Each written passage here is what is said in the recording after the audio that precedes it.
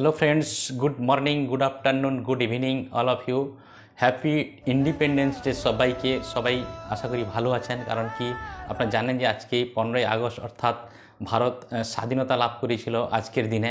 তো আজকে একটা দারুণ দিন। এই দিনেই স্যার আমাদের দারুণভাবে একটা আপডেট দিয়েছেন প্রত্যেকেই। আপনারা জানেন যে গতকাল আমাদের ইন্ডিয়ান টাইম 11:30টার সময় 360 ওয়েবিনার হয়েছিল এবং এই 360 ওয়েবিনারে স্যার এসেছিলেন এবং তার সঙ্গে সঙ্গে খ্রিস স্যার, মাটি স্যার এবং রেড স্যার যেরকমভাবে আসেন এবং তারা এসেছিলেন। মাটি স্যার হোস্টিং করেছিলেন, রেড স্যার রিক্যাপ দিয়েছিলেন, উইকলি রিক্যাপ, এবং খ্রিস স্যারও কিছু ইনফরমেশান তিনি শেয়ার করেছিলেন। এবং তারপরে আমাদের স্যার ও এসছিলেন এবং স্যারও কিছু ইনফরমেশান দিয়েছেন এবং সেটা নিয়ে অবশ্যই আপনাদের সঙ্গে শেয়ার করব। তার আগে বলব, যারা ভিডিওটি নতুন দেখছেন চ্যানেলটিকে সাবস্ক্রাইব করে নেবেন, লাইক শেয়ার কমেন্ট করবেন এবং পাশের বেল আইকনটিকে অন করে দিবেন, যাতে নতুন নতুন কোনো ভিডিও আমরা এই চ্যানেলে পোস্ট করলে সহজে নোটিফিকেশানটা পেয়ে যান।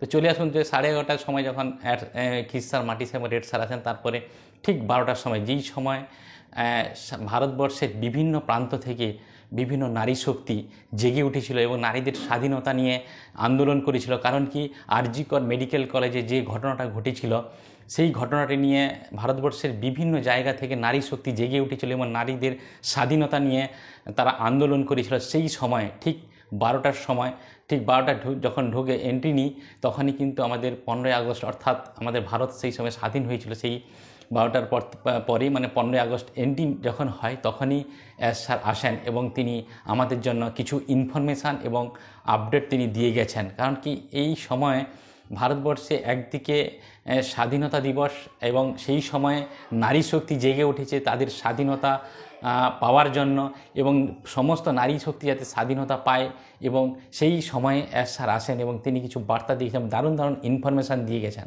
তো সেটা একটু আপনাদের সঙ্গে শেয়ার করব। তিনি যখন প্রথমেই আসেন স্যার আমাদের সামনে, এসেই থমাস এডিসনের কথা বলেন।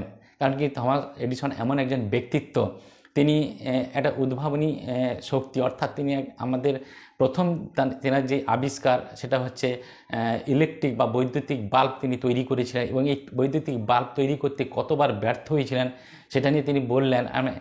99 বার তিনি ব্যর্থ হয়েছিলেন এবং 100 বারের জায়গায় তিনি কিন্তু সফল পেয়েছিলেন।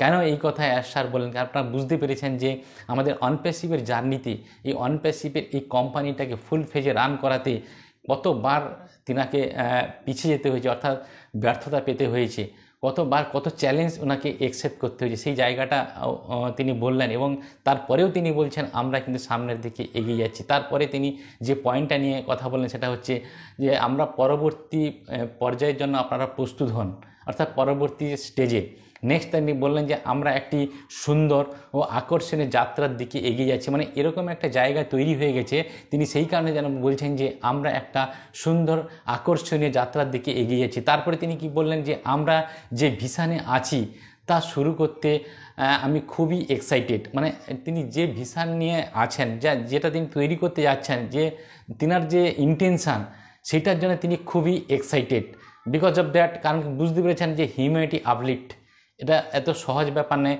বহু আইটি কোম্পানি এসে কেউ কিন্তু এরকম মানসিকতা নিয়ে আসেনি। তো সেই জায়গা থেকে তিনি বলছেন আমি খুবই এক্সাইটেড যে ভিশন নিয়ে আমি এসছি। নেক্সট হচ্ছে যে আমাদের সামনে গুরুতর আক্রমণ ও বড় চ্যালেঞ্জ রয়েছে, কিন্তু আমরা সেগুলিকে কাটিয়ে উঠতে সক্ষম। মানে বুঝতে পেরেছেন যে তিনি বুঝতে পেরেছেন যে আমাদের সামনে একটা বড় একটা চ্যালেঞ্জ আসছে।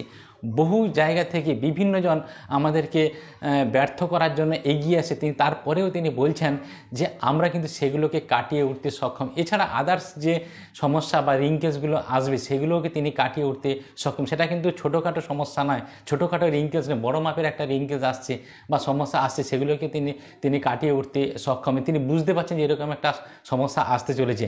তারপরে তিনি কি বললেন?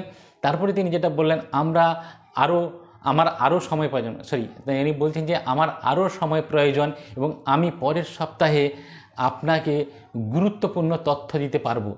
মানে তিনি বলছেন যে কিছু সময় ওনার লাগবে, যে সময়টার জন্য তিনি আমাদের কাছে বলছেন, এবং তারপরে বলছেন যে আরও এই সময়টা এলে আরও আপনাদের আরও গুরুত্বপূর্ণ তথ্য দিতে পারবো। মানে পরের সপ্তাহে আমরা আরও গুরুত্বপূর্ণ তথ্য কিন্তু আমরা পাবো, সেটা দেওয়ার জন্য তিনি রেডি হয়ে আছেন বা তিনি তৈরি হয়ে আছেন যে কী গুরুত্বপূর্ণ তথ্য দেবে সেটা পরের সপ্তাহে আমাদেরকে জানাবেন। তারপরে তিনি যেটা বললেন, আমি আপনাকে একটি গোপন কথা বলবো, আপনি পরবর্তী ধাপে খুবই খুশি হবেন।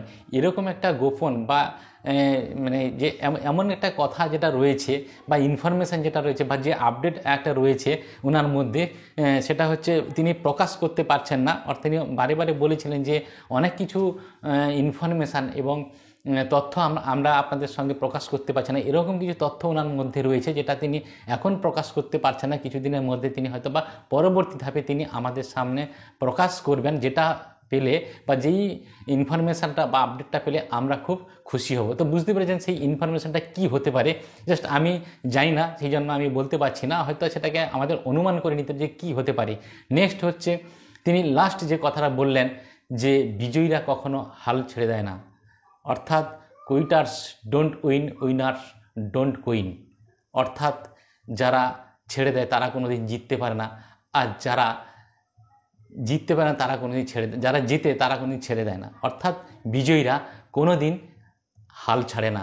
অর্থাৎ সেই জায়গা থেকে স্যারের কথা যে আপনারা বুঝতে পেরেছেন, তিনি যেটা করতে চাইছেন সেটা করবেন, হাল এখনও ছাড়েননি, তিনি লেগেই আছেন এবং সাকসেস করবেন। তিনি বারে বারে একটা কথা বললেন, মানে আমি করব না হয় মরব, অর্থাৎ তিনি করেই ছাড়বেন, এরকম একটা জায়গায় তিনি রয়েছেন এবং করেই যাবেন। এবং এরকম একটা প্ল্যাটফর্ম তিনি তৈরি করে ফেলেছেন, অলরেডি রেডি হয়ে গেছে।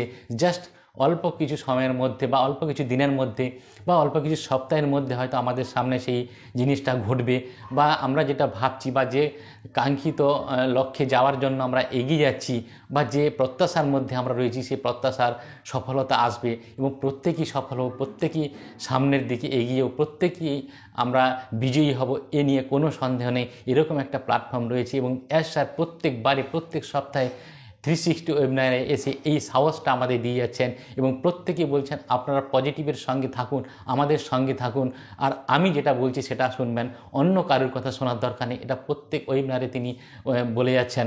তো কালকেও এরকম একটা বার্তা দিয়ে গেছেন। তো প্রত্যেকেই কিন্তু আমরা পজিটিভ থাকবো এবং পজিটিভ ভাইব্রেশনের মধ্যে থাকবো।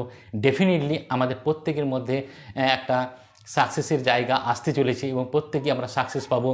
তো এইটা বলেই তিনি মানে জাস্ট লাস্টের যে কথা, যে বিজয়ীরা কখনো হাল ছেড়ে দেয় না, আমরা কেউ হাল ছাড়বো না, আমরা ঈশ্বরের সঙ্গে থাকবো, আমরা সিস্টেমের সঙ্গে থাকবো, আমরা পজিটিভ ভাইব্রেশনের সঙ্গে থাকবো, প্রত্যেকেই সাকসেস পাবেন। তো প্রত্যেকেই ভালো থাকুন, সুস্থ থাকুন। Thank you so much, have a nice day, we are so in it to win it. Happy independence day all of you.